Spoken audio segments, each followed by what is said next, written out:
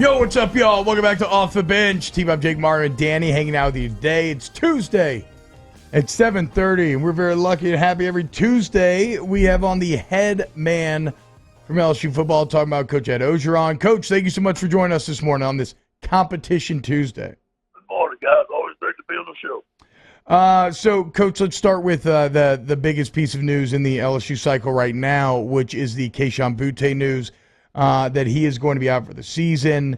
With Keyshawn specifically, and I know unfortunately there's some other injury adversity as well, but with Keyshawn specifically, how do you think y'all can make up? Like, how do you look to make up for the loss of your most productive player, and who do you think steps up into that wide receiver one slot?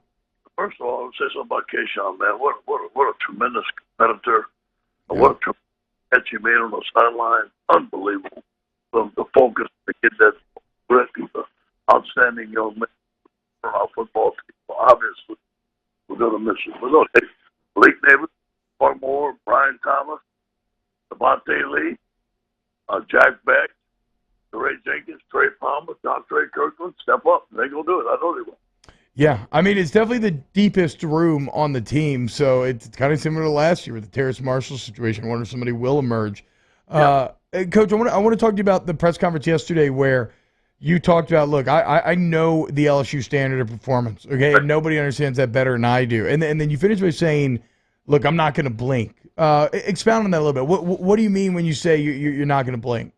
Well, my job is to come here to LSU and coach the best I can on a daily basis. That's what I'm doing. And, out there, there's about my job and all that stuff. Nobody showed me anything.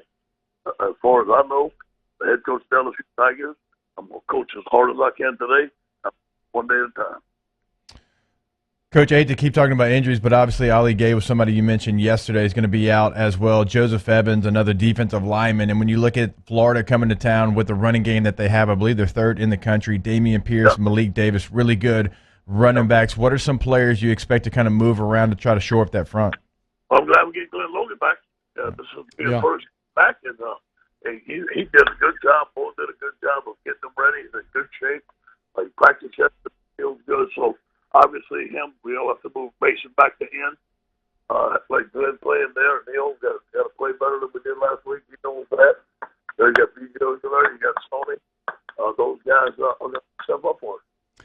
Coach, one guy that has been stepping up all year long. He's been a definite bright spot. That is Mason Smith, the freshman. And look, Jaquelin Roy, Guillory, they've been doing excellent as well. They've been coming on. But Smith does have that feeling of like a transcendent sort of player, right? You've dealt with a lot of those in your career. What are the keys to getting players of that caliber to kind of to reach that ceiling and reach their full potential? First of all, Mason's a great young man. State of Louisiana, we got on everybody for him. Great character guy. Come in here and work hard. He's very humble man. He reminds me a lot of that I had a like top 5 pick, and then is doing well in the pros. He has this athletic ability. Mason's going to go far. He's got some things to learn, but he's just a freshman. And but more, freshman right now, pass rusher. He's an excellent inside pass rusher. And we're moving him back to end. Probably his natural spot playing back at end. Coach, let's talk about the offense a little bit. And there's been like a lot of good offensively, but it's kind of halting, right? There's a little too many mistakes mixed in, and because of that, you have yet to break that 30-point barrier against a Power 5 team this year.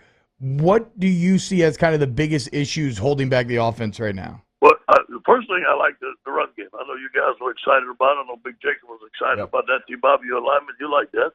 And I thought Ty Davis ran very hard. It's the best thing we've run the ball all year. I think it's consistency. This is keeping drives alive. Fourth down, that was a big fourth down that we didn't convert. Last week we had converted 2 or 3 on the first drive. I think it's just consistency, protecting the quarterback, and just keeping drives alive. Well, and you mentioned the fourth down, Coach, and I want to ask about Mashburn in a second too, but you mentioned the fourth downs, and for the second week in a row, a timeout ends up having to be called before a big fourth down. What's going on with the mechanics offensively that situation arose 2 weeks in a row? Yeah. Yeah, well, last week it was a clock management. There was no question about that. Okay, this week they gave us. We called the play. They gave us a defense that we did not want to run that play against, so we called timeout. That's the reason we called timeout on this board down. There was no way that we had a play called, and there was no way we wanted to run that play against the defense call. The defense that they called. Hey, Coach, you mentioned the run game, and obviously it was the best it's been this year. What were some of the things that you were able to get done? Because T-Bob mentioned seeing Jack Mashburn come in the game. It was a different it looked like it was a little bit different. You had more room to run when he came in the game. And then obviously Ty Davis-Price did a really nice job going north and south, and that's the most physical I've seen him run. Yes, I was very proud of Jack in his blocking, and we're going to use him more, obviously. He stepped up on the depth chart. Him and Jack are two tight ends now. Obviously, Jack is a great receiving tight end, and Jack will be more of a blocking tight end. But I thought the offensive line did a good job. I thought Coach Davis did a good job. Anthony Bradford's coming along. Cam Wire went in there and played well. I thought this was the offensive line's best game in the run game. Yeah, it's interesting, Coach, but left tackle felt like pretty solid, like you said this last week, talking about Bradford and Wire. Where do you see Bradford's future line? Do you still think it's on the interior, and this is just kind of a – okay, so this he's out there because he has to be out there at this point. Yeah, I think he's a guard. I think he has a chance to go to the NFL. He has the talent to play 10 to 12 years in the NFL. He's an extremely talented young man. Coach, when you look at Florida this weekend, obviously it's always a crazy game. What is the early kind of film and scatter report revealed about Florida offensively and defensively?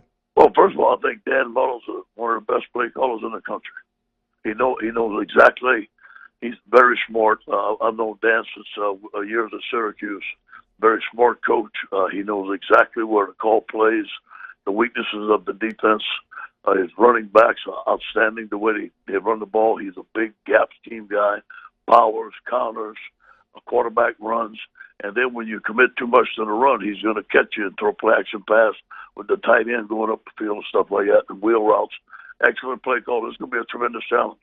All right, when you look at Florida defensively, obviously Todd Grantham's been there for a very long time. Coach, we know he's an aggressive play caller. What do you expect to see from him? We got about their defensive front. Todd is an outstanding coach. They got some outstanding rushers. They got some outstanding speed. They fly around. They get to the football. They're only giving up 16 points a game, and nowadays there's pretty good defense. Coach, what's the message to the team right now when they're just kind of hearing like all this noise around them? How do you get the guys locked in for Saturday at 11 a.m.? Yeah, look, hey, it's Florida, man. Hey, believe it or not, yesterday was one of our better Monday practices.